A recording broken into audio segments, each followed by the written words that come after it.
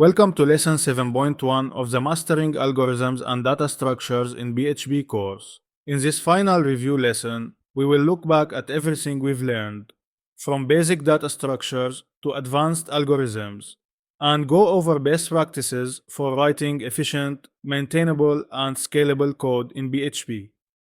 Let's begin with a quick overview of what we've covered throughout this course. Introduction to Algorithms and Data Structures lesson. We explored the importance of algorithms and data structures in PHP, laying the groundwork for the rest of the course.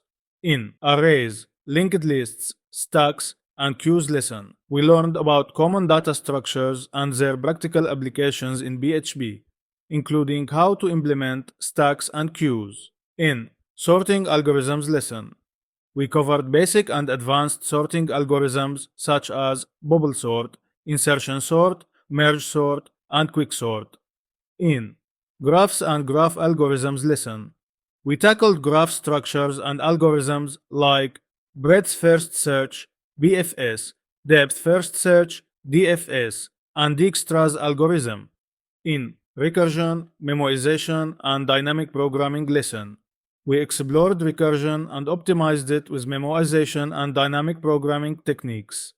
In Real-World Problem Solving and Algorithm Library lesson, we solved real-world problems using algorithms and built a reusable algorithm library in PHP. Now, let's discuss some of the best practices you should follow when applying algorithms and data structures in PHP. Understand time and space complexity.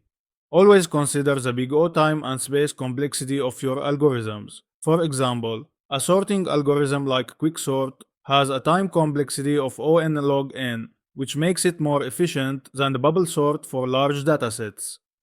Choose the right data structures. Picking the appropriate data structure is crucial. Use arrays for simple data storage, linked lists for dynamic memory, stacks for LIFO operations, queues for FIFO, and graphs for complex relationships. Optimize with recursion and memoization. When solving problems recursively, use memoization or dynamic programming to avoid recalculating results and improve efficiency. Modular code for reusability. Write modular, reusable functions and classes. This makes your code easier to maintain, test, and extend. Test with edge cases. Always test your algorithms with various inputs, including edge cases like empty arrays, large datasets, or graphs with no connections. Comment and document your code. Use comments to explain the purpose of functions and any complex logic. This improves readability and helps when working in teams or reviewing your own code later. Let's walk through an example where we apply these best practices to an implementation of quicksort. In this implementation, we ensure modular and reusable code by encapsulating the quicksort logic in a class. The algorithm follows a recursive approach, and we use a base case to stop recursion. We've optimized the partitioning step to reduce unnecessary calculations, and the code is clear and well commented. Here are some common mistakes to avoid when writing algorithms in PHP. Not optimizing recursive solutions. Recursion can be inefficient if not optimized. Use memoization or dynamic programming to improve performance. Ignoring edge cases.